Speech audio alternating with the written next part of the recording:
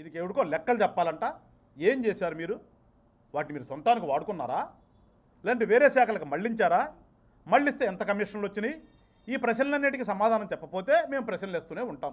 మొన్నటి జరిగినటువంటి ఆ డిబేట్లో వాళ్ళు రైజ్ చేసినటువంటి పాయింట్లు, అమ్మ మీరు ఆ ప్రశ్న అడిగేది ఏంటారు బాబు? అసలు అది అలవాటు మీకు.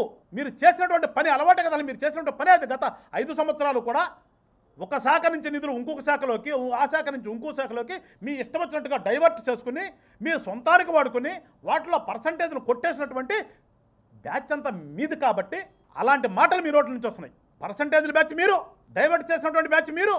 ఆ డైవర్షన్ ఎటు నుంచి ఎటు చేశారో కూడా ప్రజలకు తెలియకుండా మడతేసి పేజీలన్నీ పెట్టుకున్నటువంటి వ్యవస్థ మీది. ఆర్టీఏలో ఏ ఒక్కదానికి అడిగినా కానీ 5 సంవత్సరాల్లో ఒక్కదానికి సమాధానం ఇచ్చినటువంటి పరిస్థితి లేదు. అది మీరు చేసినటువంటి ప్రభుత్వం, మీరు పరిపాలించినటువంటి తీరది. కానీ ఇవాళ మేము మా 20 నెలల్లో మీరు ఏది అడిగినా కానీ అది మీకు ఆర్టీఏ ద్వారా మీకు ఇస్తున్నాం. మీకు అక్కడే అర్థం అవట్లేదురా మీకు? మీరేంటో మేమేంటో.